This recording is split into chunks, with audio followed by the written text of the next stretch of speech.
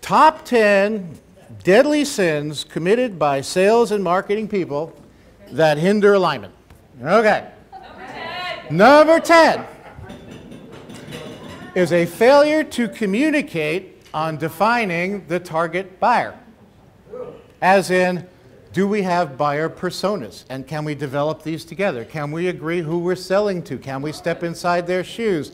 Can we do before and after scenarios so we really understand the buyer? And we've got some sense of the buying process. And we know something about what the purchase triggers might be. We know something about what the influences are. So we're kind of on the same page in terms of being able to jointly agree on a definition, and a rich definition, of a target buyer.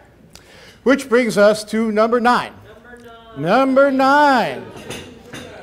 A failure to communicate who owns each stage in conversion from the top of the funnel to deal closure. Right? So we talk about, there's buying processes. There's lots of talk about things like rules of engagement, but awful lot of buyers and customers complain about being bombarded with overlapping messages or getting the wrong message at the wrong time because there's just no connection going on in terms of who owns what stage and how that plays out. Number 8. I like this one. Number 8. Collaboration on messaging. Question for the marketers. How many of you as marketers ride along with your sales teams on sales calls?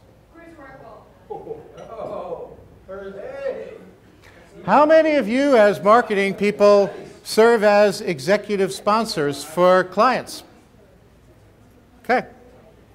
How many of you have delivered a pitch to a customer as part of the selling process? Okay. You guys are much better than most. Generally in the messaging area, you get that problem about marketing speak that we talked about.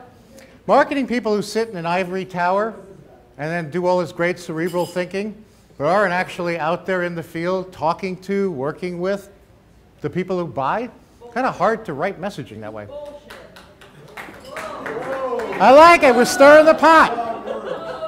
I like it. Keep it coming. Number 7. Can't wait. That was an orange televert. Ooh. Woo. Okay, number 7. A failure to map sales content from opportunity to close. Right? Does that mean that when you hand off the opportunity, what happens at that point if you're in a marketing role? So the question for marketing people would be, what do you create from opportunity to close, if anything? And for salespeople, the obvious question is, what do you ideally need? Right? So that the material that gets developed doesn't get thrown into a CMS and sit in an electronic shelf. Okay? Number 6, a failure to precisely define when the lead gets handed off. Now, my sense is there are probably a lot of people here who are pretty good at this, but having strict definitions around what is a qualified lead, whether it's a BANT definition or something else, having the rules-based engines in place, being able to do things like continuous improvement. I was chatting about, marketing and the ability to understand marketing attribution or marketing's role in the conversion process. Important pieces of data to have. Number 5 is to create mutual SLAs, right? Marketing needs to deliver a quota of qualified leads. Sales needs to guarantee timely action on those leads, right? Why are you spending the money on marketing if nobody acts on the stuff? Why would you unless there was some agreement on the quality of the leads, right? So SLAs, sign up. Marketing, sign up for quota. Sales, sign up for follow-up. Number 4, obvious one, is a failure to create an ongoing feedback loop in terms of what's working, what's not working, and that applies not only to what's working with the customer, but what's working in the relationship between sales and marketing. I have fond memories of having some acrimonious relationships along the way with my sales partner, and over 2 beers, 3 beers, or 4 beers, working it out and becoming best friends.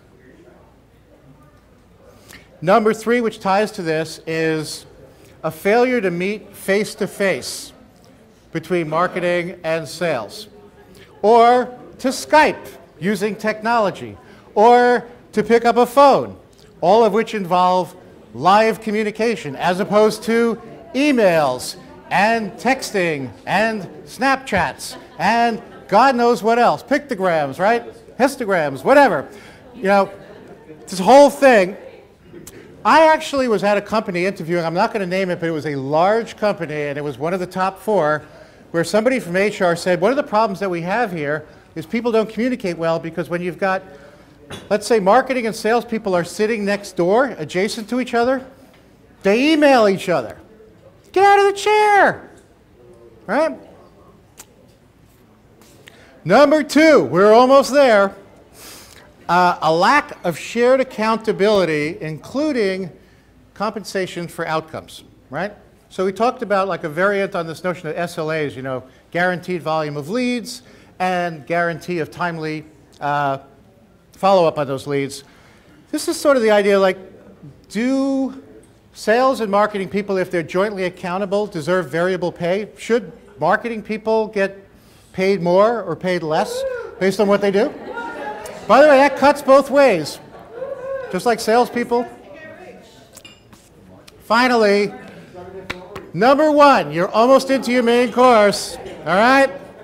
The number 1 deadly sin committed by sales and marketing people that hinders accountability ties back to the thought I had about marketing and salespeople and how I liken that to a marriage, right?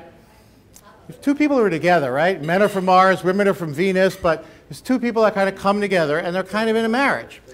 And I thought about, well, when you're in a heated debate, a failure to tell your sales and marketing partner what I tell my wife when I get into a heated debate with my wife can actually help solve for some of these alignment issues. Now, the 4 words that I use when I argue with my wife, which does happen occasionally, are, you might be right. Key words to bear in mind. You might be right. Ameliorate the text. Anyway, God breaking glass. Thanks very much for the opportunity to chat.